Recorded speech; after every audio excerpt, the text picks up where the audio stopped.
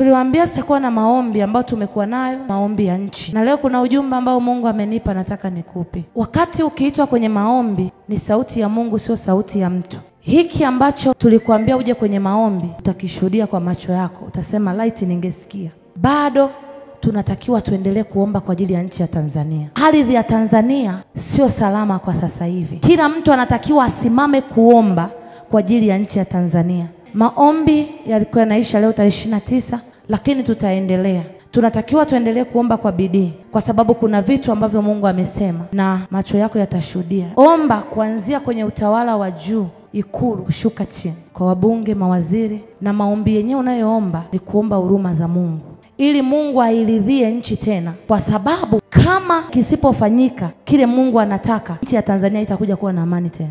Kuna kitu cha kiroho kinatakiwa kifanyike. Kisipofanyika hicho kitu cha kiroho, kila mtawala atakuwa anaishia njiani, atakuwa amalizi muda wake. Nchi kikosa amani, wewe hautakuwa na amani, hautaweza kwenda hata kwenye biashara. Nikikwambia ufanye ibada, na maanisha kuna wakati utatamani kukutana na prophetess, kuna njia ya kupita kukutana naye. Kuna muda utatamani ukutane na prophet, ukutane na ndugu zako kanisani, haitawezekana. Majengo ya serikali yatahitaji ulinzi kuliko ambavyo yamewahi kulindwa, kwa sababu kama jambo hili lisipofanyika, inaweza ikatokea zaidi ya iliyotokea, lakini yenyewe itakuwa ni ya kimya kimya. Kwa hiyo kama kwenye majengo ya serikali, majengo ya utawala, inahitajika ulinzi ambao sio kawaida, kwa sababu kutakuwa kuna vifo vya kimya kimya. Simama na Mungu vizuri. Fanya ibada kwenye moyo wako.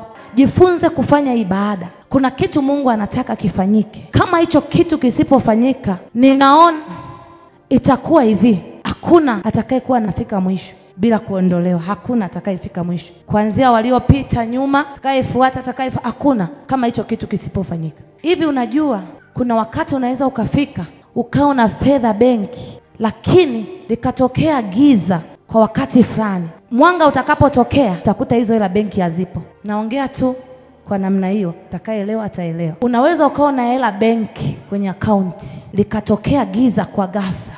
Baada ya hilo giza, hela kwenye akaunti ziliingia zikawa hazipo. Tunamhitaji Mungu. Mungu ni zaidi ya majeshi, ni zaidi ya bunduki, ni zaidi ya risasi. Anaweza kukuokoa wakati wa mabaya. Sio bunduki, sio risasi, sio kujifungia ndani, ila ni Mungu peke yake. Nchi inaweza isije kupata amani kwanza kwa kipindi kirefu, kwa sababu kuna mambo yatafanyika, lakini mambo yatakapofanyika ni ili jambo fulani lifanyike. Lakini kuna watawala watafanywa kuwa na mioyo migumu, pamoja wataona majanga yakitokea. Kufanywa kuwa na mioyo migumu, hiyo ndio itakaoleta madhara makubwa zaidi. Omba kwa ajili ya nchi yako ya Tanzania. Omba kwa ajili ya taifa lako la Tanzania. Omba kwa ajili ya serikali ya Tanzania. Lakini unapoomba, ongeza umakini, kwa sababu kuna hatari ya watu kuvamiwa. Kuna majengo kuvamiwa tu kisirisiri, yanavamiwa. Kuna watu wanaofanya kazi serikalini nakuta kavamiwa tu. Kwa hiyo ongeza umakini wako huku ukiwa unaomba. Utadhibitisha hiki ninachokuambia. Kuna jengo kubwa la serikali, kubwa sana, la kukusanyikia, linaweza likateketea. Kuteketea simaanishi kuteketea, ila namaanisha kuteketea. Nina uhakika 100% zote hazihesabiki, ila Mungu amesema na itakuwa kama alivyosema. Na mtashuhudia ikiwa imekuwa kama alivyosema. Kulikuwa kuna barua imeandikwa. Hiyo barua imeandikwa na watu wa upande fulani, lakini ameandikiwa mtu anatakiwa asaini hiyo barua kana kwamba ameiandika yeye, lakini watu waliokuwa upande wake walikuwa nakataa asisaini hiyo barua. Wa upande huu wanasema asaini, wa upande huu wanasema barua isisainiwe. Lakini hawa wote walikuwa ni ndugu wa baba mmoja. Kati hao ndugu wa baba mmoja, ndugu wa upande huu wanasema huyu mtu aliyekuwa amesimama mbele yao aweke signature kana kwamba hiyo barua ameiandika. Hiyo barua isomwe kwa taifa la Tanzania. Lakini wa upande mwingine nao ni ndugu, wakanasema usisaini hiyo barua. Ukisaini hiyo barua tutaingia kwenye shida. Aliyekuwa amesimama mbele yao akawa anashindwa afanye nini, kwa sababu ndugu zake wamegawanika, wamekuwa pande mbili. Wote wanamsonga, kila mtu huyu anataka amue hiki na hao anataka amue hiki. ikamletea shida kubwa sana. Baada ya hiyo shida likatokea anguko kubwa sana. Naongea kwa hekima ya Mungu, siwezi kuweka wazi kama unavyofikiri, lakini wenye akili timamu wananisikia na wanielewa. Baada ya hapo kutatokea kimya ya namna hii kama unachokiona hapa, lakini mkono wa Mungu hautapungua kwako. Naomba nitolee mfano hili nisiweke wazi kitu sana. Simama hapa mamaangu.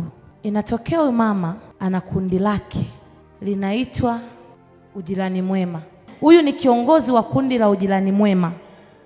Kwa hiyo pembeni yake kuna watu wengine wengi ambao anaongoza nao, kuna mfumo wa watu wanaoongoza nao au ambao wapo wote. Sasa Mungu anasema sio kwamba Mungu amemkataa kiongozi wa Ujirani Mwema, lakini Mungu ameukataa mfumo mzima wa Ujirani Mwema. Sio kwamba huyu kaharibu, ila Mungu hataki ujirani mwema. Mungu ameikataa ujirani mwema yote. Kama watajua cha kufanya mapema, basi mambo yatakuwa vizuri sana. Utaratibu na kanuni ya damu ina harufu. Kwa hiyo damu ikianza kutoa harufu, maana yake kuna damu nyingine tena inamwagika. Damu ikitoa tena harufu, kuna damu nyingine inamwagika. Kwa hiyo tunamhitaji Mungu sana na kuendelea kunyenyekea kwa Mungu ili tuokolewe.